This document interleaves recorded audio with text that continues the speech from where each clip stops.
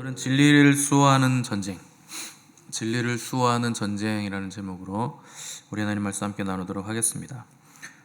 우리는 요한이서 4절을 통해서 진리에 대한 내용들을 깊이 나누고 있는데, 오늘 마지막 시간으로 진리를 수호하는 전쟁이라는 제목으로 말씀을 나누겠습니다. 왜 진리에 대해서 세 번이나 지금 나누고 있는가 하면, 갈수록 시대가 또 교회 안에서 우리가 믿는 진리를 너무 강요하거나 강조하지 말자 하는 목소리들이 더 강해지고 있기 때문에, 또 그런 것보다 어떻게 살아야 하는지 방법론이라거나 이런 것들을 좀 가르쳐주자, 이런 목소리가 커지고 있기 때문에 진리가 뭔가를 알기 위해서 세 번에 걸쳐서 진리에 대한 얘기를 하는 겁니다. 우리가 사는 시대는 포스트 모던 시대라고 제가 몇 번 말씀을 드렸는데, 그러니까 모던 시대를 지나서 이제는 포스트 모던 시대가 됐다 하는 뜻입니다. 그러니까 몇 번 말씀드렸지만 포스트 모던의 특징을 한마디로 딱 표현하면 해체주의라고 할 수 있습니다. 그러니까 절대적인 것들을 다 거부한다 하는 움직임이고, 절대적인 것은 없다, 다 상대적이다 하는 것이 포스트 모던의 특징입니다. 그래서 포스트 모던 이전의 모던 시대까지만 해도, 그러니까 여러분들 어렸을 때 그 바로 전 시대까지만 해도, 우리 전 시대까지만 해도 절대적인 진리나 가치들이 있었죠.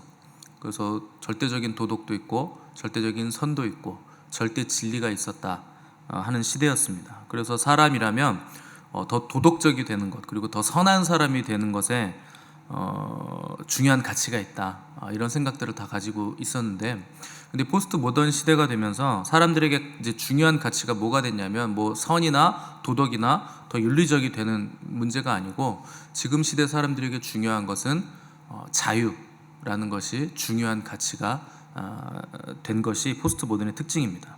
근데 이 사람들이 말하는, 오늘날 말하는 자유라는 게 성경이 말하는 자유가 절대 아니고, 어느 정도로 자유로워야 되냐면,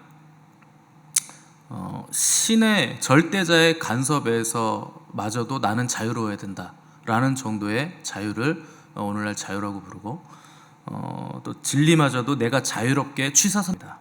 그리고 다른 사람에게 내가 피해만 주지 않으면 내 욕구라든가 내가 추구하는 갈망들을 얼마든지 채울 수 있는 자유가 참된 자유다, 이렇게 자유를 정의 내리고 있다는 거죠. 그래서 포스트 모던 이전 시대의 사람들은 이 절대적인 가치라는 게 있었잖아요. 그리고 좌표가 있었고 0점이 있었다는 거죠. 그래서 어디서부터 출발해야 되는 기준이 있었고, 또 도덕과 선의 기준이 있어서 거기에 미치지 못하면 나름의 죄의식이라는 게 있었거든요. 근데 오늘날은 그런 게 없는 겁니다. 그래서 자유가 중요해졌기 때문에 갈수록 이제 사람들이 죄의식을 느끼던 시대는 복음 전하는 게 쉽잖아요.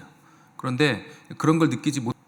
근데 이제 포스트 모던 시대의 가장 어려운 싸움은 교회 밖에서의 싸움이 아니라 교회 안에서의 싸움이 지금은 더 어려운 싸움입니다. 왜냐하면 오늘날 포스트 모던 그 시류에 휩쓸려서 교회 안에서조차 포스트 모던 같은, 그리고 포스트 모던적인 신앙생활을 하려는 사람들이 너무나 많아졌기 때문에 교회 안에서의 싸움이 더 어려워졌다 하는 것이죠. 훨씬 더 치열한 싸움이라고 할 수 있겠죠.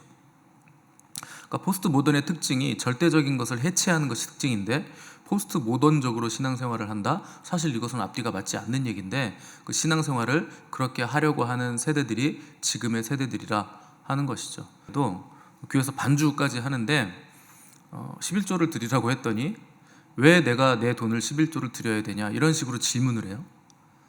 할 말이 없다는 거죠. 도대체 이거를 어디서부터 손을 대야 되는 것인가. 그런데 그 집안이요, 기독교 집안, 아주 신실한 집안입니다. 찬양 인도도 하고 중고등부 학생부 부장 집사도 하고 그런 집안인데, 자녀가 그런 식으로 질문을 해오고 공격을 해오더라는 거죠. 그러니까 자기들도 그걸 내가 왜 해야 되는가라는 절대적인 0점이나 기준 자체가 와야 되고 무너져 있는 세대라는 겁니다. 그래서 교회 안에서의 싸움이 훨씬 더 치열하고 중요한 싸움이 된다 하는 것이죠.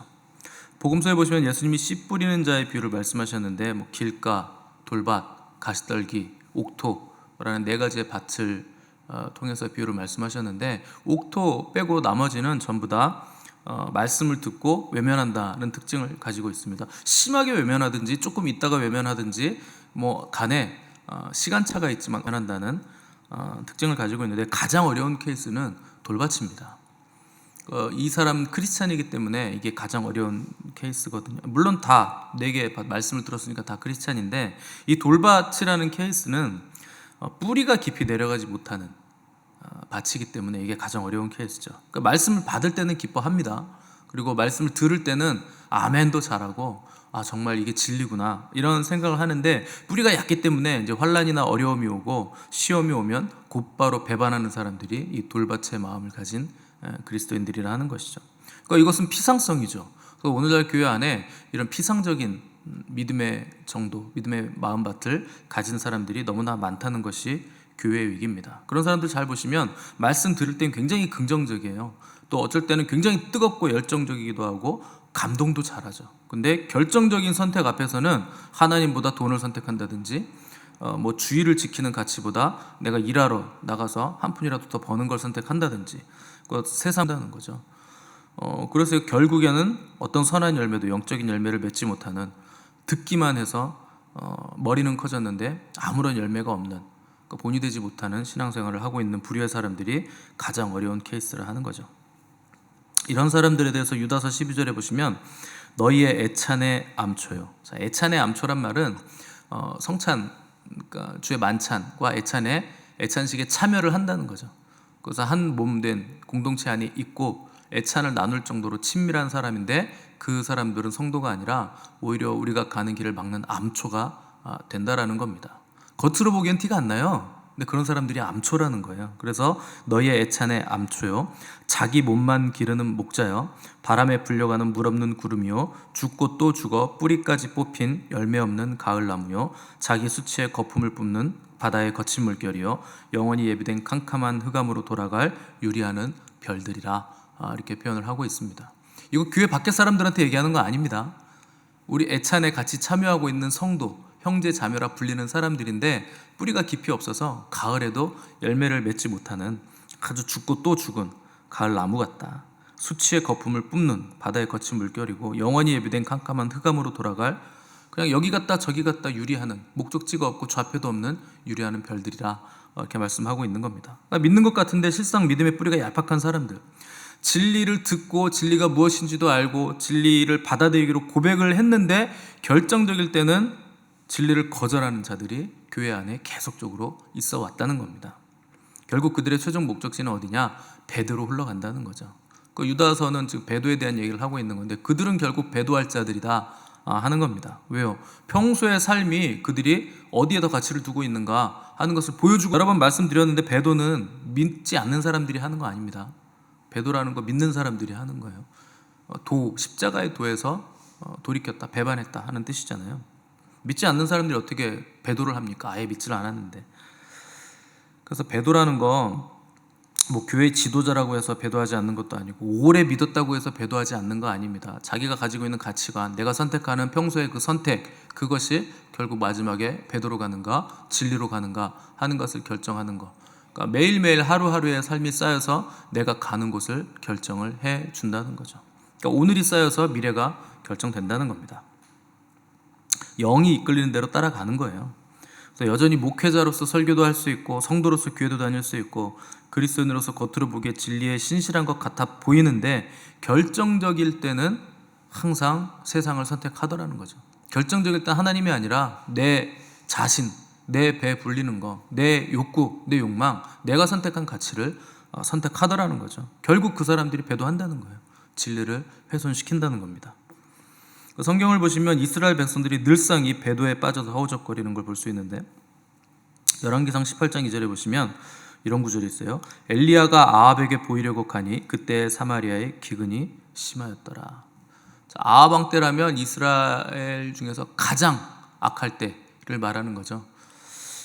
이때는 아합 왕 때는 배도가 이제 이스라엘 전 지역을 덮었던 때였는데, 그때 기근이 심하였다, 이렇게 기록을 하고 있습니다.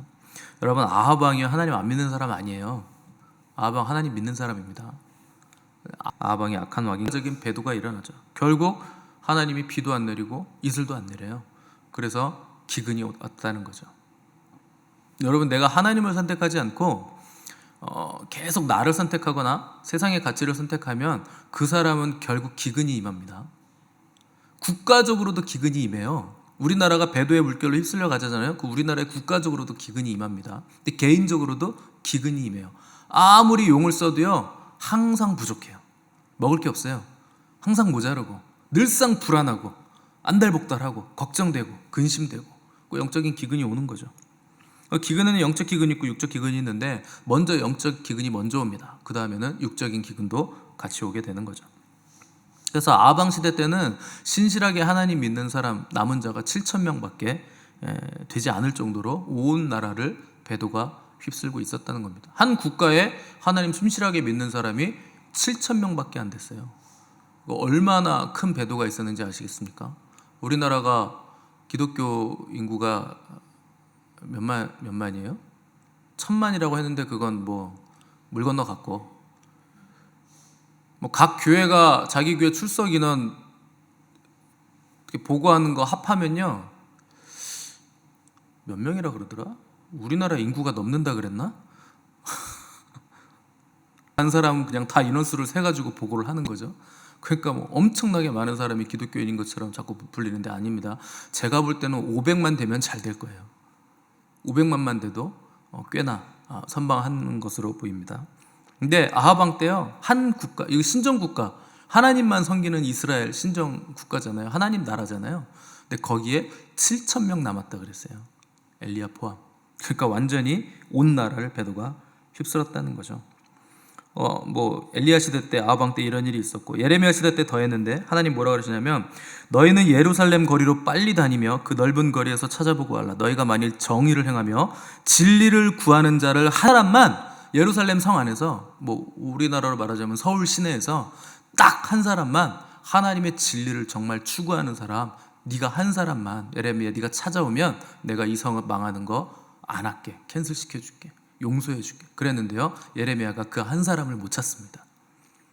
그러니까 완전히 배도를 휩쓸려 갔다는 거죠. 결국에는 이스라엘은 그때는 기근 정도가 아니라 아예 나라가 그냥 망해버려서 포로로 끌려가 버리는 일이 발생을 했다는 거죠. 뭐 신약 시대 때, 예수님 시대 때도 마찬가지죠. 예수님께서 사역하셨을 때 사람들이 그분의 기적을 보고서 구름대처럼 몰려들었는데, 주님께서 그들이 원하지 않는 진리를 딱 선포하시니까 대부분의 사람들이 주님을 드렸느냐, 대부분의 제자들이 다 떠나갔더라, 이렇게 기록을 하고 있습니다. 그래서 요한복음에서 뭐라고 썼냐면, 그때부터 그의 제자 중에서 많은 사람이 떠나가고 다시 그와 함께 다니지 아니하더라. 예수님 버렸다는 거예요. 예수님이 하늘의 진리를 선포하니까, 참 진리를 선포하니까 제자라고 하는 사람들이 다 예수님 버리고 떠나갔다는 겁니다. 그때 주님이 마음이 좋으셨겠습니까? 안 좋으셨겠습니까? 당연히 안 좋으셨겠죠. 그래서 12제자에게 물어보십니다. 너희도 가려느냐? 이렇게 물으셨는데, 우리 또 베드로 형님이 멋있는 또 말씀을 하시죠. 주여, 영생의 말씀이 주께 있사오니 우리가 누구에게로 가오리까? 우리가 주는 하나님의 거룩하신 자인 줄 믿고 알았습니다. 우리는 다 압니다. 이렇게 고백을 했습니다. 그러니까 진리가 선포되었을 때 이렇게 두 가지 반응으로 나눠진다는 겁니다. 하나는 그 진리와 진리 대신 주님을 버리고 떠나가는 제자들이 있을 것이고, 일반 성도들이 아니에요. 제자들입니다. 잘 열심히 한다는 사람들, 그것을 진리에 속한 사람들은 받아들여서 끝까지 그 진리와 함께 동거하게 될 것이라 하는 그 두 부류로 나눠진다는 거죠. 왜냐하면 진리는 큰 헌신을 요구하거든요. 진리는 시대에도 맞지 않고 불편하고, 또 삶에 큰 위협이 될 수도 있고, 또 미래가 뭐 이렇게 찬란한 미래가 보장되는 것이 아니기 때문에, 무슨 파퓰러하게 사람들에게 인기 있는 메시지가 아니기 때문에 이렇게 두 가지 부류로 나눠질 수밖에 없다는 겁니다. 그래서 예수님 마태복음 24장에서 마지막 때에 어떤 일이 일어날 것인가 예언을 해주셨는데, 그때 거짓 선지자가 많이 일어나 많은 사람을 미혹할 것이다, 이렇게 말씀을 하셨죠. 거짓 선지자라고 하니까 우리는 무슨 신천지나 무슨 통일교나 이런 이단을 생각하시는데 아닙니다. 교회 안에 거짓 선지자들이 등장해서 진리인 것처럼 말하지만 진리가 아닌 것들을 얘기할 것이다. 그러니까 귀가 가려운 사람들은 혹해서 거기를 따라가게 될 것이다 하는 것을 얘기하는 거예요. 대놓고 이단 사상을 가르칠 것이다가 아니라 진리인 것 같은데 우리가 듣기에 좋은 말, 그 복음에 물을 탄 그런 거짓 복음들을 전하는 자들이 많이 있을 것이라 하신 겁니다. 또 베드로도 말세 기롱하는 자들이 와서 자기의 정욕을 쫓아 행하며 기롱할 것이다. 주께서 다시 강림하신다는 말이 어디 있느냐, 도대체 언제 오냐, 이런 식으로 기롱을 한다는 거죠. 또 바울은 디모데전서 4장에서 후일에 어떤 사람들이 믿음에서 떠나 미혹해하는 영과 귀신의 가르침을 쫓으리라 하셨으니 자기 양심이 화인 맞아서 외식함으로 거짓말하는 자들이라. 보세요. 어떤 사람들이 훗날 마지막 때 믿음에서 떠난대요. 그러니까 믿는 자들, 잘 믿었던 자들이 믿음에서 떠나갈 건데 어디로 가냐 하면 미혹해하는 영, 미혹의 가르침을 따라갈 것이고 귀신의 가르침을 쫓아갈 것이다. 왜냐하면 자기 양심이 화인 맞아서 외식함으로 거짓말하는 자들. 그 세 가지입니다. 거짓말, 양심의 화인 맞아서, 그 다음에 외식함. 요 세 가지가 우리를 믿음에서 떠나게 만든다는 거예요. 외식이란 거 뭡니까? 바리새인처럼 안에는 아닌데 겉으로는 그러는 척, 겉의 모습만 가지고 무언가 된 척, 있는 척 계속 내세우는 게 외식이죠. 내용은 없는데 어떤 겉 형식만 계속 반복한다는 거죠. 그 종교라고 하는 거죠. 또 거짓말한다. 이거는 당연한 겁니다. 아주 작은 거짓말이라도 거짓의 아비는 마귀예요. 거짓말 하시면 안 됩니다, 여러분. 절대 안 되는 거예요. 거짓말이 더 큰 거짓말 되고 더 큰 거짓말 돼서 결국에는 그 사람은 계속되다 보면 양심의 화인을 맞게 된다. 양심이 무뎌진다는 거죠. 여러분, 양심은 믿음에 있어서 굉장히 중요한 겁니다. 저번에도 제가 강조를 드렸는데 양심이 무뎌지는 것, 결국 믿음에서 떠나게 되는 원인이 됩니다. 그래서 믿음과 선한 양심이라는 것을 바울은 계속 강조하죠. 디모데에게. 그러니까 선한 양심, 온전한 양심, 이거 믿음 생활과 굉장히 밀접하게 맞닿아 있기 때문에 내가 양심에 꺼리끼는 일을 한다든가 거짓말을 한다든가 누구 사기를 친다든가 거짓말이라는 게 외식이죠. 외식도 거짓말이에요. 그 양심을 속이는 겁니다. 내면은 그렇지 않은데 겉으로만 그러는 척 하는 거, 그게 외식이죠. 이런 모든 것들이 다 나가게 한다. 귀신의 가르침을 쫓아가게 만든다 하는 것이죠. 그래서 이런 사람들이 분별력을 잃을 것이고 결국 배도의 물결에 휩쓸리게 될 것이라 하는 겁니다. 포스트 모던의 영향으로 오늘날 교회 안에서 나는 목소리가 있죠. 모든 것을 포용해야 된다, 관대해야 된다.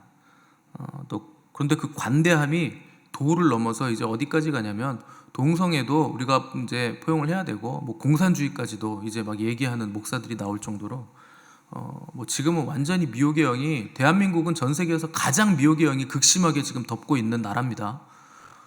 이게 진짜 똥인지 된장인지 분별을 못하는 거예요.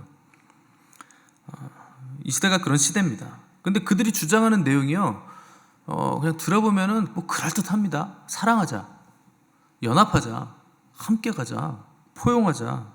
이게 뱀의 혀를 가진 그 교계 지도자들이요, 얼마나 사람들을, 그 성도들을 혹세무민하면서 그 사람들이 큰 교회 목사라는 사람들, 그런 사람들이 전부 다 성도들을 지금 완전히 망가뜨려 놓고 있는 겁니다. 그래서 분별력을 반드시 가지셔야 됩니다. 서로 사랑하고 따뜻하게 대화하고 사람들 소리에 귀를 기울이고 충돌보다 대화하자, 논쟁보다는 화합과 일치를 추구하자, 전부 다 연합하자, 이런 얘기들로 사람들을 미혹하는 거예요. 근데 여러분, 다 좋습니다. 좋은데 진리를 조금이라도, 진리의 수준을 낮추거나 진리의 다른 것들을 조금 가미하면서까지 그런 걸 하면 안 되는 거예요. 그거는 여지가 없는 겁니다. 교회가 진리 수준을 낮춰서 죄인들이 기독교 메시지에 좀 편안함을 느끼게 해주자, 이런 의도가 많은 거예요. 그래야 그들이 복음을 받아들일 거 아니냐. 그럼 여러분 생각을 해보십시오. 세상에 호의를 베풀어서 우리가 세상에 호의를 얻어야 되고 우리도 호의를 베풀어야 되고, 그렇게 세상과 교회가 서로 짝짝꿍하면서 세상도 교회를 좋아하고 교회도 세상을 좋아하면 그들이 예수 그리스도를 구세주로 받아들일 것 같습니까? 천만의 말씀이에요. 그건 진짜 순진한 생각을 하는 겁니다. 교회는요, 진리를 수호하기 위해서 존재하는 거지 복음을 전하기 위해서 진리를 희석시키거나 진리의 수준을 낮추는 일을 위해서 존재하는 기관이 아닙니다. 그건 착각이에요. 완전히 잘못된 생각을 잘못된 곳으로 나가는 겁니다. 원래 복음이란 거는 예수님이 선포하시든 세례 요한이 선포했든 구약의 어떤 선지자가 선포했든지 간에 하나님의 말씀 복음은 급진적인 거예요. 그 말씀이 선포되면 분리가 일어납니다. 꾸짖고 권고하고 거짓을 전부 다 정죄하는 게 하나님의 말씀이고 복음의 능력이에요.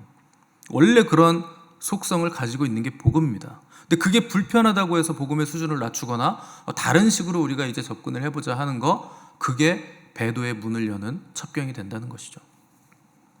유다서 1장 3절 보시면 성도에게 단번에 주신 믿음의 도를 위하여 힘써 싸우라 하는 내용이 나옵니다. 사랑해라. 진리에 대해서는 그런 게 없는 거예요. 싸우라 하는 겁니다. 여기서 힘써 싸우러 갈 때 힘써가 그 헬라어 원어 보시면 필사적으로 라는 뜻이에요. 목숨을 걸고 필사적으로 싸우라. 치열하면서도 오래가는 싸움을 표현할 때 쓰는 단어예요. 그러니까 진실된 믿음과 진리를 수호하기 위해서는 강력한 전투를 치러야 된다. 비진리의 문제가 아니라면 서로 사랑해라, 용납해라, 내가 너희를 사랑한 것 같이 너희도 서로 사랑해라, 화합해라. 당연히 그렇게 해야죠. 그런데 이게 진리와 비진리의 문제라면, 진리가 위협받는 일이라면 성도는 분연히 일어서서 말씀의 검을 휘두르면서 싸울 줄 알아야 된다는 겁니다. 왜냐하면 하나님은 진리에 대해서는 단호하시기 때문에, 그리고 우리도 하나님은 진리에 대해서 단호하기를 원하시기 때문에. 그러니까 우리가 지켜야 할 진리는 성도들에게 단번에 전달된 믿음, 진리에 관한 것이죠. 이것은 우리가 아버지께 받은 것이다. 그래서 4절에서 우리 아버지께 받은 계명대로 진리를 행하는 자들을 보는 것이 사도 요한, 목회자인 사도 요한 장로의 기쁨이요, 또한 하나님 아버지의 기쁨이 되는 것이고, 우리에게도 그것이 참된 기쁨을 가져다 준다는 것이죠.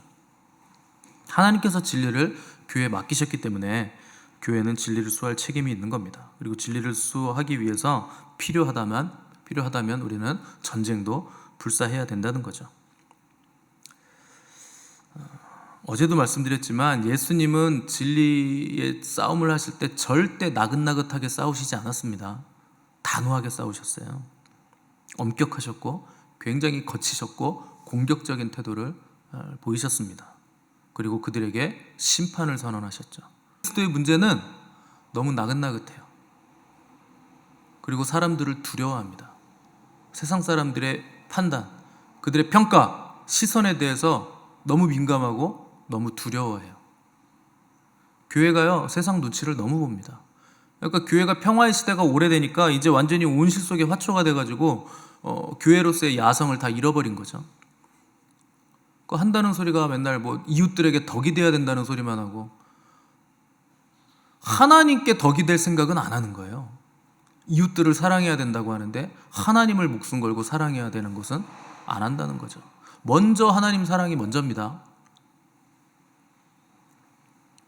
포스트 모던 시대이기 때문에 진리를 대적하려는 원수들의 공격은 굉장히 갈수록 지능적이고 교묘하고 다각화되고 있는데, 교회는요 너무 나긋나긋한 거예요. 그냥 유들유들한 겁니다. 사랑하자, 용납하자, 포용하자. 그게 진리 비진리의 문제인데도 그러고 있을 겁니까? 진리가 훼손되는데. 대한민국은 전쟁이 끝난 나라입니까? 아니죠. 휴전 중인 나라죠. 휴전이라는 게 뭐예요? 잠깐 쉬고 있다는, 전쟁을 쉬고 있다는 뜻이죠. 언제든지 다시 전쟁이 재발할 수 있는 나라, 다시 발발할 수 있는 나라죠. 들 고생하는 거 원치 않는다, 전쟁만은 안 된다 해서 휴전을 종전이라고 생각하시면 큰 코 다치는 거예요. 무조건 전쟁만은 안 된다는 태도, 무조건 싸움만은 피하고 봐야 된다는 태도는 절대 옳은 태도가 아닙니다. 여러분들 누가 내 가족을 막 해하려고 하는데 절대 싸움만은 안 돼, 이렇게 하시겠어요? 그게 올바른 태도입니까? 직무유기죠. 가장으로서, 또 가족 구성원으로서. 그거 비겁한 거죠. 그러니까 비겁한 평화를 얻기 위해서 군비를 축소하자, 이런 사람들이 우리나라에 굉장히 많습니다. 그냥 밥이 되겠다는 거죠. 평화를 위해 굴복해서 평화로운 노예가 되자, 자유로운 전쟁을 하기보다 평화로운 노예가 낫지 않냐, 이런 얘기를 하고 있다는 겁니다. 그걸 자청하는 거예요. 여러분 교회도 마찬가지입니다. 교회는요 종전도 아니고 휴전도 아니고 지금 전쟁 중이에요. 교회는 그 태생상 그 성격상 싸움이 있다는 거죠. 여러분들이 신앙생활 하시는데 전쟁이 없고 너무나 평안하고 정말 좋다 이런 식으로 생각이 되신다면 뭔가 잘못된 거예요. 전쟁이 있어야 돼요. 영적인 싸움이 있어야 됩니다. 예수님 부활하시고 승천하시고 난 다음에 사도 요한에게 엄청난 계시를 보여주셨죠. 그게 요한계시록이죠. 그때 주님은 관심은 어디에 있었느냐? 거짓 선지자들, 거짓 가르침, 거짓 선생, 배도의 앞잡이들, 이단 사상을 막는 것에 굉장히 큰 관심을 주님은 보이셨어요. 그게 소아시아 7교회에게 보낸 편지잖아요. 너희들이 이단과 싸워서 승리한 거 내가 안다. 잘 지켜냈다. 잘했다. 그런데 이세벨의 영을 너희들이 허락했다. 너희들이 처음 사랑을 버렸다. 이단 사상에 너희가 휩쓸려갔다. 거기에 관심을 가지고 계셨다는 거죠. 그러니까 당연히 교회도 이단 사상에 맞서 진리를 지켜내는 것이 교회의 의무가 될 수밖에 없는 겁니다. 그러니까 여러분 이 땅에서 신자의 삶이 무슨 한가하게 피크닉 다니는 삶이 아니에요. 진리를 수호하는 전쟁이 있는 삶이 우리의 삶이라는 겁니다. 마지막으로 진리와 비진리를 그럼 우리가 구분할 수 있는 능력이 있는가 하는 것을 우리가 생각을 해봐야 되는데, 여러분들이 생각하는 것보다 훨씬 더 심플하고 쉽게 성경을 보시면 진리가 뭐고 비진리가 뭔지 아주 정확하게 구분할 수 있어요. 왜냐하면 성경은요 하나님 우리에게 주실 때 진짜 극명한 대조를 보여주시는 내용들로 쫙 써놓으셨어요. 그래서 바로 구분할 수 있습니다. 이게 진리인지 진리가 아닌지. 그러니까 대조라는 개념으로 성경을 읽기 시작하시면 여러분 진리와 비진리가 다 구분이 돼요. 그래서 에덴 동산에서부터 생명을 택할 것인가, 선과 악을 내가 판단하는 자리에 내가 가서 선악을 판단하는 것을 내가 택할 것인가, 이게 대조가 되죠. 천국을 택할 것인가, 지옥을 택할 것인가, 대조가 되죠. 하나님께 속할 것인가, 세상에 속할 것인가, 끊임없이 이게 대조가 되죠. 축복의 산 그리심산이 있고 저주의 산 에발산이 있죠. 영생으로 인도하는 좁은 문과 좁은 길이 있죠. 멸망으로 인도하는 넓은 길과 넓은 문이 대조가 되고 있죠. 우리를 반대하는 자와 함께하는 자가 있고, 하나님 안에 있는 자와 밖에 있는 자가 있고, 삶과 죽음이 있고, 진리와 거짓이 있고, 빛과 어둠이 있고, 선과 악이 있고, 하나와 세상의 지혜가 있고, 하나님의 가치관이 있고, 세상적인 가치관이 있죠. 성경은 끊임없이 이거 두 개를 대조해놔요. 그 예들을 스토리로 쫙 풀어놓은 게 성경입니다. 그러니까 대조라는 개념으로 여러분들이 성경을 보시면 어떤 것이 진리이고 어떤 것이 비진리인지 금방 알 수가 있게 성경은 쉽게, 어린아이들이 봐도 쉽게 알 수 있도록 기록이 되어 있다는 겁니다. 그래서 그리스도만이 길이요 진리요 생명이다, 이게 정확하게 기록이 되어 있잖아요. 근데 비진리는 뭐라고 얘기합니까? 다른 종교에도 구원이 있을 수가 있다, 이렇게 얘기하면 그건 비진리인 거예요. 너무나 쉽지 않습니까?